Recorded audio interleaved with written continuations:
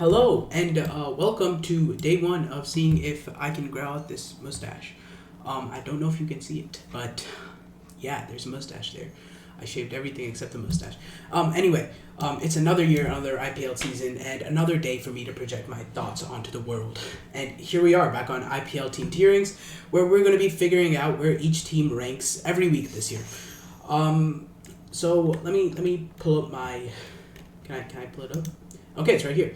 So here's my tier list. I have S tier; those are for the finalists. I have A tier, which is for playoffs contenders. I have B tier, which is for 5th to 7th place. C tier is for 7th to 8th place, and anything below that just kind of depends on the team. For example, a team can end up at last place, but they can still win 6 out of their 14 matches, which isn't too bad. So they'll end up in like C or D tier. But that's enough. Let's start with Rajasthan. They've won 2 on the trot and are looking like the best team in the tournament.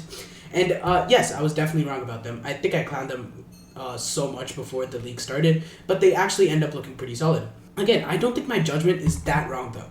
I gave their power play batting a high total of 9.3, but I moved on and I gave their middle overs a 7 out of 10, their middle overs bowling a 7.5 out of 10. I gave their death overs bowling a criminally low score of 6.7 out of 10, and they're finishing a 5.8 out of 10. Their power play bowling got a 7 out of 10 as well. But herein lies the problem. No one thought that Archer and Deshpande of all bowlers would be so brilliant at the death. I just want to talk about how insane Archer is and how insane Deshpande was at the death for a second. In the 19th over, Archer comes in. He goes a good length outside off. Honestly, this should have been hit for a lot of runs, or should have been hit for some runs, but Rashid got an outside edge and he got lucky there. Then he goes bumper on leg, short on leg, which was perfect for the field setup. Good on Parag for that. Then he goes full on middle, Yorker, and then finally he ends with a high full toss. He bowled 6 different deliveries, all at similar speeds in the 19th over. I suppose this high full toss could have just been a missed Yorker, but again, it only ended up costing a bye. Then Deshpande goes wide, 3 Yorkers in a row, 1 full toss, and then a wicket, and then a full toss to finish it off. Again, some insane death bowling, and it's clearly not the same Rajasthan that we saw last year who ended up in 9th place. They actually know exactly what they are trying to bowl, and they do have full control over the ball. Again, another aspect of this Gujarat match could be because Gujarat's finishing sucks, but Rashid, Rabada, Tawatia, and Shahrukh were all smashing Berger, Bishnoi, Sandeep, and even Archer went for 10 runs in the 16th over. It was just some pure control and variation in both the length and just accurate bowling in general. Deshpande has been solid since 2023, but we've never seen him this good at the death. Obviously, he was great for CSK in that title-winning season, but again, he's just never been this good.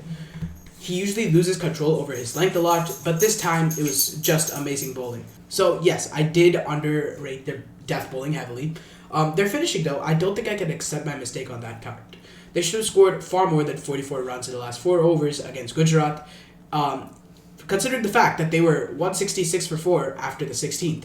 Normally, I would say that 50 to 60 runs in this last 4 overs is pretty acceptable. 50 to 60 runs, 60 runs might be a little too much, but 50 is definitely acceptable. But Ferreira and Jadeja just really couldn't do anything. If Jarrell got out earlier, I think they would have been bundled for under 190. I think their middle overs batting could be a bit higher though. Again, Jarrell was really good that day. Jaiswal played well against spin, so it was good on them for that. Again, where do I put them? Do I even think that Rajasthan is a better team, or is this just a one-off scenario? Well, okay, I can't possibly think that this is a one-off scenario because of what they did to CSK in the power play the other day. It's not very good, but it can still do damage to more reckless top orders or even out-of-form top orders. The spinners can also be highly restrictive when they are required to be, and honestly with Parag's top-of-the-line field setup, this team can literally make it to the playoffs. Honestly, my only question is consistency. Yeah, the Royals have been known to start great, fall off later. And Delhi also had that really bad IPL season last year where they started off with 5 wins, but they still didn't qualify for the playoffs. But will they do that this year? Will Rajasthan do that? Yeah, probably will. Can they always control their length? Definitely not. We know that these guys don't really have the best record in consistency. But for now, I'm just going to put them in A tier. Obviously, this can change really quickly, but it's more of a conservative A tier for now. Our next team is the Delhi Capitals. I have them as finalists, and I still do have them as finalists. I'm just going to put them there immediately so we could get that thing out of the way. They won both their games with 6 wickets with 2 to 3 overs remaining, thanks to the brilliance of Samir Rizvi. Honestly, he's pretty similar to MS Dhoni, back when MS Dhoni used to come in around the 10th or 11th over. But he's batting at 4, which is a bit earlier than MS, and he also comes in around the 4th and 5th over, which is honestly pretty good for him, as he could get set early on and improve the net run rate. Rizvi was known as a spin basher early on, but he's definitely improved his technique against pace in the offseason. He improved his technique against pace, mainly due to his wrist work and his front foot. I did have Perel over Rizvi at the start of the season, but Rizvi is doing a lot better than Perel right now, so I don't really think any change is required here. There's still a pretty big issue with the top order, though. We obviously haven't seen much of the finishing with Ashutosh, Nigam, or Miller, so I think the finishing doesn't really matter for now, or at least I don't really have to talk about it. Nisabka has got bad on ball against Mumbai, which is good, but KL has scored a total of 1 run in this entire IPL season. I guess there's only been 2 matches. In these 2 matches, 1 run in these 2 matches off of 4 balls combined. His dismissal has been due to a lack of seeing the ball, not unluckiness, so he definitely does have to fix something. He does have to be the primary aggressor here, so it does make sense because you mainly have anchors throughout the whole batting lineup. I guess other than Miller, but Miller's not really in his prime anymore, and then Vipraj Nigam, I guess, and then, yeah, you don't really have anyone else. He does, he has to be the primary aggressor, so it makes sense that he's trying to go after every ball, but again, you just have to see the ball better. As for Nitish Rana, I think he's only there because of the left-right combo, but so yeah, it makes sense that he's there, but Karan wouldn't really fit. So maybe bring in Porel for him. I did have this thought just while writing the script. Bring Porel in for Nitish Rana. He's definitely better. Just in general, he's just better, but he's also better against pace. And Rizvi's already better against spin, so you can do something with that, make them a dynamic duo or something. Easy fix. That's basically it. As for the bowling, Natarajan has made a pretty good comeback. Nagini is better than he's ever been. Mukesh Kumar, while not able to control his length well, his line is fairly controlled, and his movement has begun to listen to him rather than being erratic like it's been in the past. The spin is obviously good enough. We don't even need to talk about it. It's Kuldeep Yadav and Akshar Patel. How bad could he be, right? I still do think their batting can get stuck very easily if threatened by good power play bowling, like with RCB or even like MI the other day, or maybe even against Gujarat. So still finalist material, but they have to work on the top order. The next team is last year's runners-up, the Punjab Kings. They've worked on their top order really well, but they haven't really had much bowling strength. But they're basically unstoppable with the bat. Cooper Connolly is a bright young star for them, and understandably so. The man has scored well in the Big Bash League and has anchored well for the Perth Scorchers there. So I think he can do it for Punjab as well. Iyer has also been pretty great. He scored an amazing 50 against Chennai in the Chepauk.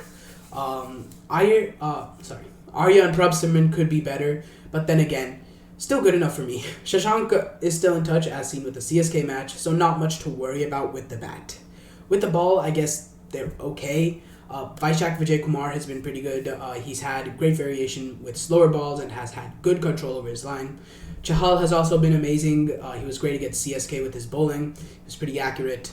The death bowling has been solid-ish. They gave runs against CSK, but were obviously fantastic against the Titans. I do think they need to vary their line a little in the death, because going wide isn't always going to work. We saw that with CSK today, and we saw that with the way Dubey was playing against the Punjab Kings. And even when they set the field pretty well to get Dubey caught out, it still didn't work for them. The power play bowling is pretty solid. I did rate this power play bowling pretty high prior to the season, but it hasn't stood up well. They've given 54 runs against Gujarat and 57 against CSK with just 1 wicket in both. With players of this caliber, with Arshdeep and Jansen in the power play, it should definitely be higher than this. But that's it for them. I feel like I'm going to put them in A tier. Our next team is the reigning champs, the Royal Challengers Bengaluru. They were up against the Sunrisers and Chennai in their first 2 games, and honestly, they definitely have a super team. They should have absolutely destroyed Chennai and the Sunrisers, considering how bad Chennai and the Sunrisers were. But they still do have some problems. The opening batting just hasn't been the same from last year. Obviously, that might seem a little crazy to say after the Chennai match, but still, they're usually a little more explosive than this. They went at 8.5 in the power play against Chennai and 8.2 in the power play against the Sunrisers. Both of these teams have relatively bad power play bowlers, so I assumed it would be like maybe 9 or 10.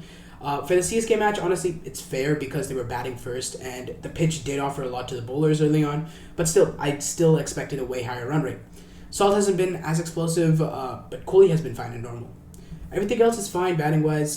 Their middle order is arguably the greatest middle order ever seen in T20 history. And their death overs batting is also solid. We saw it on full display in the CSK game. And again, more on CSK later. I'm going to put RCB up into S tier just because of their batting. Again, their bowling's also pretty good. Even without Hazelwood, they're doing pretty well. With Hazelwood, it's obviously going to be much better. When he comes back, he's probably going to play over Duffy because they want to keep Shepherd in the team so that the openers and the top order can bat freely. Thanks to Ara for mentioning this to me. I kind of forgot about it. But yeah, the power play bowling does leak runs, but they take enough wickets to make up for it. The middle overs is being carried by Krunal Pandya, obviously, who did amazing against Chennai today. But Suyash has been solid and economical as well. And the death bowling is good enough with Hazelwood and Bhuvaneshwar Kumar. So, yeah, solidly in S tier. I think I might put them above Delhi Capitals. I'm not sure. They've had more problems than Delhi has, but again, Delhi's power play isn't that good, and they really just rely on Samir Rizvi. So I'm probably going to put Delhi below them. Yeah, I think that's fair. The Sunrisers are next. They have an okay team. I did have them at 8th place preseason because of their lackluster bowling, but lately that's basically what got them. In all of their games, they put fairly easy totals to chase of 201, 226, and 156.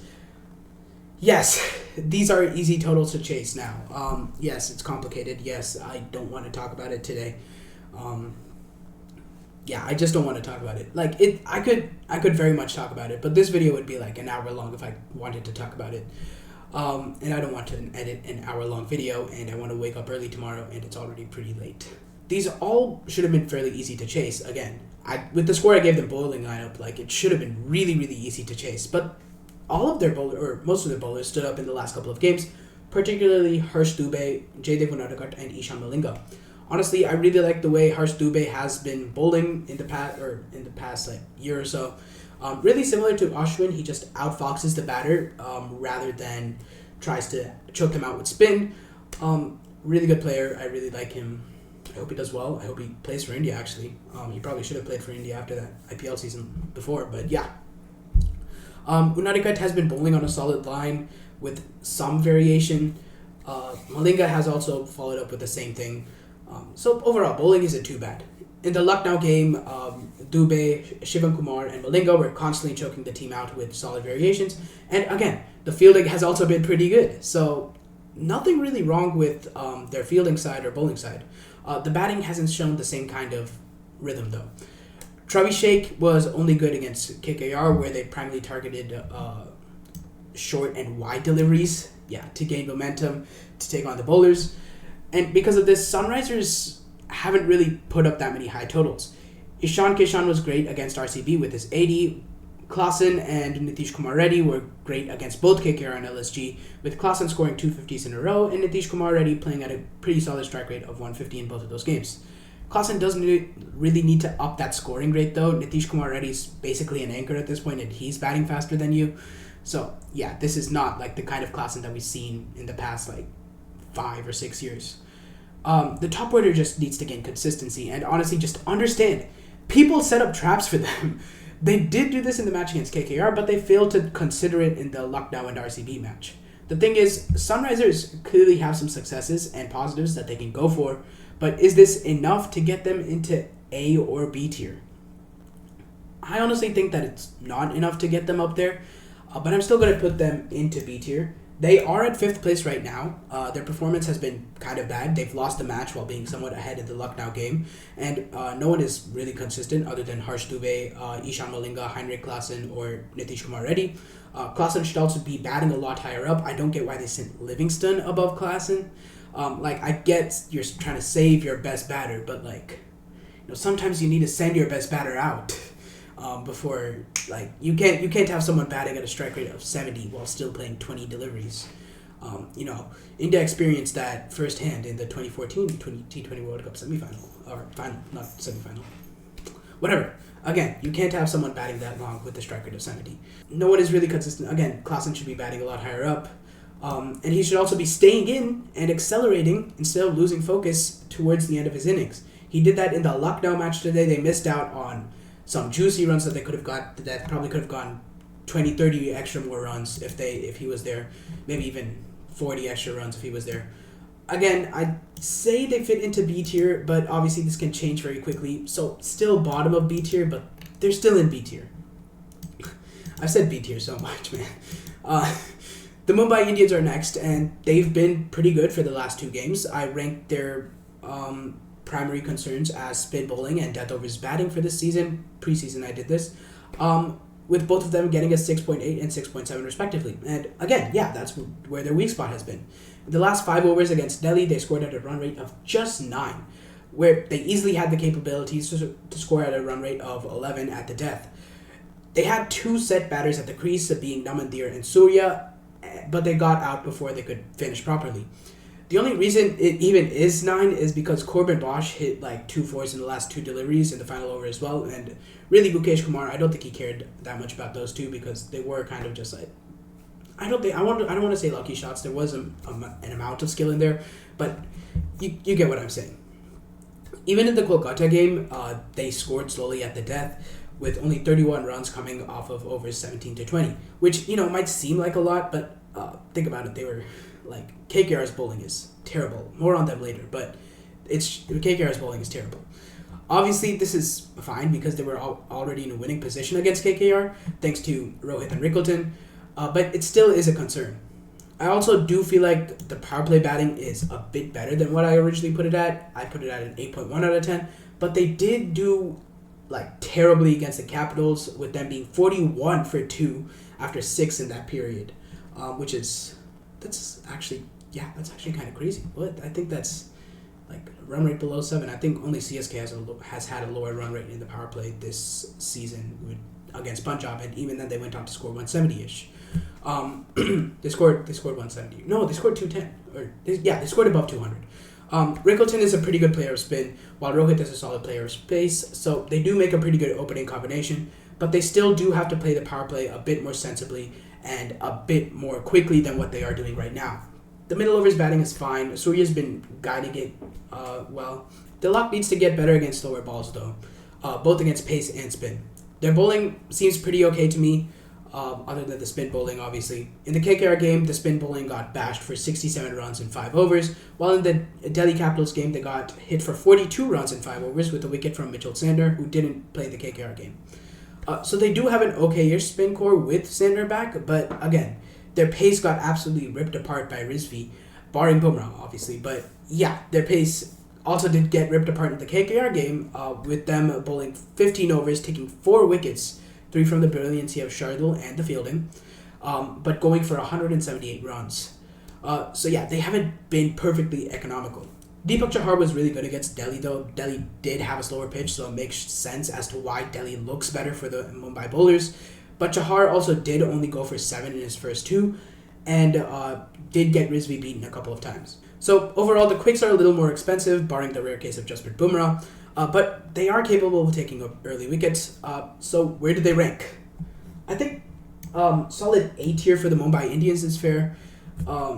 I still do think this team can be beaten pretty easily if you target their weak spots, which is kind of what Delhi did, but their positives do outweigh their negatives, so they move on to A tier. Lucknow Super Giants have won one game, but lost the other. But the same lesson is to be learned by both. The batting needs to bat faster. In both of these matches, only 2 batters struck above 140, being Aiden Markram and Abdul Samad. This dug them into a huge dish against the Sunrisers, where they almost lost after they had the Sunrisers at 35 for 4 in 10 overs in the first innings. Obviously, the Sunrisers did go on to score 156 thanks to some amazing batting from Nitish Kumar Reddy and Heinrich Klaassen, and also thanks to some loose deliveries. But let's finish talking about the batting first.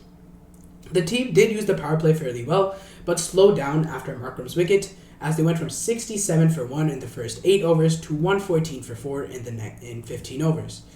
Punt did end up finishing it for them, but there was just a lot of chaos in the middle.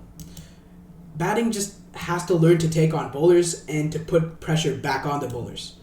The bowling has been pretty amazing, with Shami, Prince Yadav, Moshin Khan all putting on stellar performances in both games.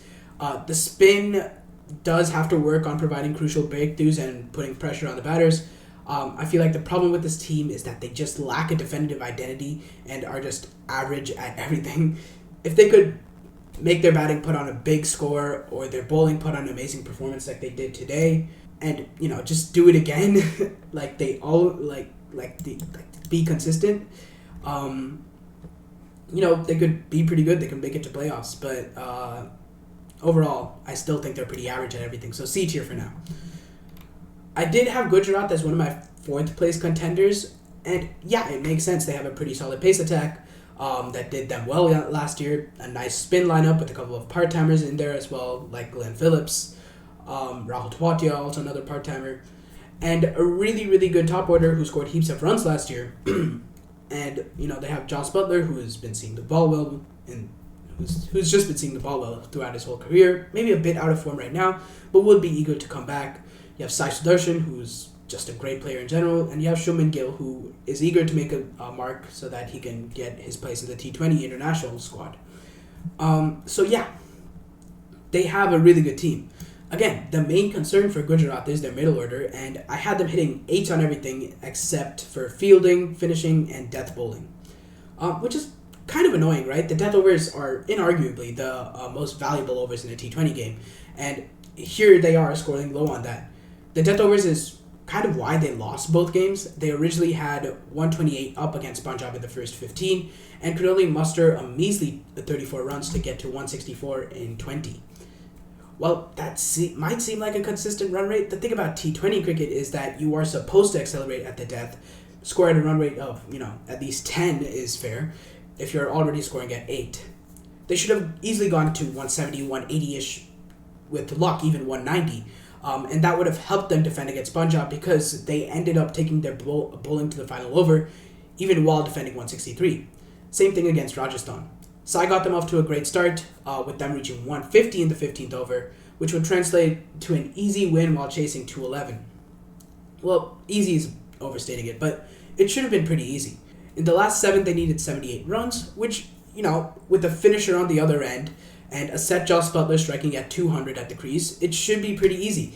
But then, they ended up falling to 161 for 7 within 2 overs, requiring 50 and 30 with just 3 wickets left. Honestly, at this point, it was 50-50, and both Rabada and Rashid were seeing the ball pretty well, and well-executed bowling from Rajasthan lost Gujarat the game. But it never should have gone this bad in the first place. Even if they did lose Butler, it should have been fairly easy for this team to go at a run rate at 11 in the last 7. That rhymed, and I didn't expect it to, and now I can't stop thinking about it. So yeah, the death overs batting sucks. The death overs bowling is honestly better than I thought it would be. They brought the game back against Punjab while defending a lower end total of 163 with Ashok Sharma and Prasidh Krishna standing up by taking 3 wickets among them while giving 31 runs in their 4 overs combined in the final 6. Which, overall, if you look at it, it doesn't look too bad. But then you realize out of those 6, Prasidh Krishna bowled a 2 in the final 4, which gave 23 runs in those. So it is still pretty bad. Rabada also did give a lot of width to Connolly and also did play to Connolly's strengths with the shorter ball in the end. So overall, I still think B tier could be C tier. Just because all of their matches have been close, and then the last one wasn't really a full-strength team, so if Shubman Gill was here, it probably could have been a bit easier for them. KKR is next, and yeah, it's like literally almost all of their problems are just bowling. The batting has been okay overall. They scored over 200 against Mumbai, but wrapped up pretty quickly against the Sunrisers. Honestly, the batting wasn't all that bad against the Sunrisers. Rinku and Raghuvanshi were still able to put on some runs. Allen did give them an amazing start. I'm not going to bash too much on Rahane, but the dude's captaincy and arrogance, arrogance is up here. Captaincy is like down here. I'm here talking about arrogance, and I'm like just like a 17-year-old in my room. But at least in my eyes, the difference between arrogance and confidence is the amount you've achieved. And looking at Rahane in the IPL, I don't think he deserves to have this much confidence. And me talking about achieving is kind of contradictory, but gotta do what you gotta do. Am I right? I always rated Raghubachi really high, and he's shown that he's a player worthy of playing in the IPL, just the way he's chosen what shots to play against each bowler. I also rated the middle overs bowling pretty high, 7.8 out of 10, even though considering how old Narayan is, how out of form Varun Chakravarti is. But again, no one really knew how good Narayan was going to be going into this, and whether Varun is changing his style or not. A huge problem here is the bowling changes in the captaincy. Varun, while being a solidish power play bowler in general, just shouldn't be bowling in the power play at this point in his career just because he's super out of form. I also saw a stat on Cricinfo during the Kolkata-Mumbai match. It's a little outdated, but in 23 overs, Varun went for 273 runs in his last 6 T20s, including the Mumbai games, at an economy of 11.9. It would also be different if he took wickets, but again, he didn't really take that many wickets. So he just hasn't been all that effective. Narayan also, in the last 6 years, hasn't been great either. In my Is Your GOAT Finished video, I decided that Narayan has lost his wicket-taking ability in the last 6 years. He also was pretty bad against Rickleton, but that might be due to the fact that Rickleton is just really, really good against spin. And then Rahane has the option of bowling Anukul Roy in the power play as well, which does take the pressure of both Narayan and Varun, who are far more valuable than Anukul Roy. So it's just really Rahane's captaincy that has been the issue so far. Overall, the middle overs bowling has been terrible. Muzarabani, Tyagi, and Aurora have also been average at best. Aurora did have some good Yorkers against the Sunrisers, but that's really it. Muzarabani also did trouble some of the Sunrisers batters by bowling short, wide, and the occasional slower one, but that's kind of it. So bowling has been below average. Batting has been slightly above average. That's still C tier, honestly, for me. Above Lucknow? I don't know. I just like KKR more than Lucknow, so I'm just going to put them above Lucknow. It seems like a lot of internal problems in there, at least with Rahane and the coaching staff as well, and also just like between the team members. So, there could be some drama there. I don't really know. And also, Rahane has not been a good PR person in the last 2 weeks, bro. He's just been saying stuff. So honestly, this could be D tier, could be worse. But they have something to work with, so And finally, Chennai, probably the longest segment. Yes, we do have a crappy team. Yes, everything does suck. Where does the team struggle? Well, almost on everything, primarily because of injuries. Ellis and Brevis were originally supposed to be... Wow, Ellis and Brevis rhymed. Okay. This keeps distracting me. Ellis and Brevis were supposed to be part of the main 12, but with both of them ruled out, it just hasn't been that great for CSK. It's such a shame, too, because both of them were in pretty good form as well. But other than that, there's still some pretty huge concerns. I really don't care about how Ayush Matra is doing. He played a pretty good hand against Punjab. Ruturaj, though, has got 0 starts in the entirety of this IPL season. I mean, he was great for us from IPL 2020 to 2024 and was injured in 2025. But, he's just not scored at all. I guess he did score in the Punjab game. He scored 22 runs, 28 or something. It's pretty good, but, honestly, he got out. Honestly, that was kind of unlucky. He played it pretty well. But, again, he got out pretty early before he could accelerate at all. She struck it at 128 or something. Yeah. I mean, I love the dude. He just needs to up his game. In run chases, all of them. Ruturaj has scored 976 runs in 33 innings at an average of 35, but at an abysmally low strike rate of 128 in run chases. And then when you filter it to larger targets of 180 or more, you get a strike rate of 124 at an average of 13 with just 155 runs in 12 innings. Again, this is the same guy who has been in an orange cap contending spot from 2020 to 2024. So you can see how much he fails in 180 plus run chases.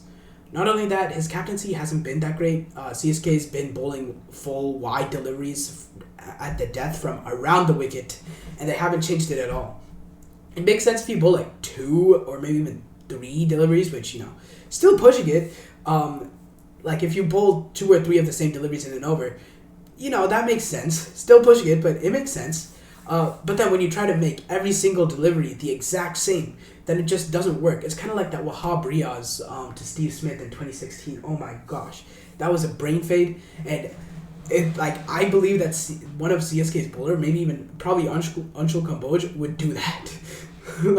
That's how bad it is. And then when you look at the stats, it gets even worse. RCB scored 87 runs in the last 5 overs, and of those 87, 57 were scored in the last 3. And of those 57, 44 were off full and wide deliveries. This has to be some kind of six strat by both Fleming and /or Rutu. Wide Yorkers work. Again, we know this from the 2014 T20 World Cup semifinal, but that was 12 years ago, man. You can't bring 12 years ago idea. That's like bringing in ideology from. I don't really want to speak about politics. I'm not that educated, but again, that's like bringing in. The game evolves over 12 years, man. You have to, the game's been evolving fast. 160 was considered defendable back in 2018. Now, 8 years later, it's not even, you're losing if you score 160. Wide Yorkers work. But, this only works, 1, if you don't miss the Yorkers, and 2, if you don't bowl them every single ball. This is also kind of what happened with Shashank in the Punjab game. They bowled far too predictably at the death, and even when they did get an opening with Shreyas and Vadera getting out pretty early in the death, they lost it by bowling predictable deliveries. And all Fleming can say here is, we don't know what the pitch is doing today. It shouldn't be that hard to figure out if Patidar, if Shreyas Iyer, if even Riyan Parag can do it. Another thing here is that CSK just don't have balance in their playing 12 either. Everyone is basically good at the same thing in bowling-wise, which is swinging the ball or just finding movement with the ball in general. There's no fixing this because Ellis isn't here, but at least Matt Henry is going consistently at 12 runs and over, am I right? Maybe Gurjapneet is a better fit for this team. Even Zach Folks is pretty good. There's no one who can actually focus on specifically liner and length rather than movement. So I do suggest Zach Folks to come in for Matt Henry. Maybe it's not going to be great, but again, anything is better than Matt Henry at this point. Now to talk about the spin. Not been bad, but it's not been good either. And by that, I mean they paid 14.2 crores actually for Prashant Veer, and he hasn't even bowled an over yet, despite being a bowling all-rounder. He hasn't even bowled a single delivery yet, despite being a bowling all-rounder. I think I said this. I think it was 44 or 28 crores, 28.4 crores, and they scored a total of 73 runs, 0 catches, 0 runouts, 0 deliveries bowled, 0 wickets. 73 runs. And most of that came from Prashant Veer today. Anyway, I think Prashant Veer should have definitely gotten an over after Dubey got salt out, because that was a huge breakthrough. At the 11th over, Patidar started slowing down a bit. Patidar just came to the crease, so why not give the left-arm orthodox spinner a chance against the right-hander, right? I mean, Patidar is a spin basher, but it is still a left-arm orthodox bowler against a right-hander. And it's not like the guy has bad stats in T20s either. He's bowled in 9 innings, taking 12 wickets. He's averaged 16.7 at an economy of 6.5. And you don't bowl him to slow down the game. I think they kind of deserve to lose that RCB game just for that strat.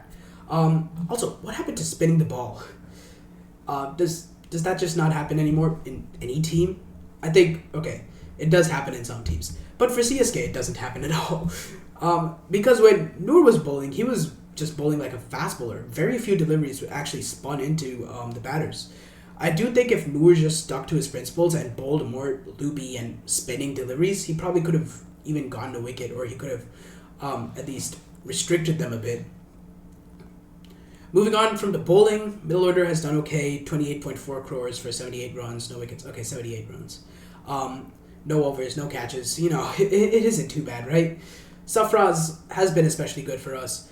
I do expect him to play at 6 instead of Karthik Sharma and /or Prashant Veer when Dhoni does come back.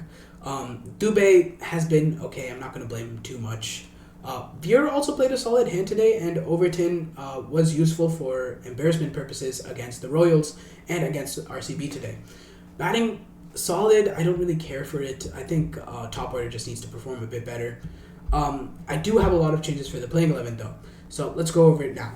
I dropped Ruturaj to 3. I have Ayush Matre opening with Sanju Samson just because I feel like that fits the power play a bit better. Ruturaj Gaikwad will be at 3. Duwald Brevis at 4. Obviously, I think he's going to come back for the Delhi Capitals game. Shivam Dubey at 5. Safraz Khan or Urvil Patel at 6. I don't really mind either of them. They're pretty good. MS Dhoni or Prashant Veer, depending on if MS Dhoni's okay. I would say Prashant Veer, if he's coming in, he should be bowling. Anshulka Boj, Noor Ahmed at 9. Akil Hussain at 10, or I guess Akil Hussain would bat ahead of Noor Ahmed, but it doesn't matter. And I guess Zach Folks would as well. And Zach Folks at 11. My impact player is probably either going to be Khalil Ahmed, Urvil Patel if you do need some stability, or Karthik Sharma. Yes, I do have Akil Hussain over Jamie Overton, simply because I believe that Overton has, all in all, considering both bowling and batting, has been detrimental for CSK. I would be happier if he was batting maybe as an opener, but again, that's not going to happen. Akil Hussain isn't really a spinner of the ball, like I said, Noor needs to do, but he is highly economical, and I did like the fact that CSK bought him, but I did not like the fact that they never used him. He could be a handy spinner, can also bat well down the order. He can also be used in the first over in run chases to restrict the openers.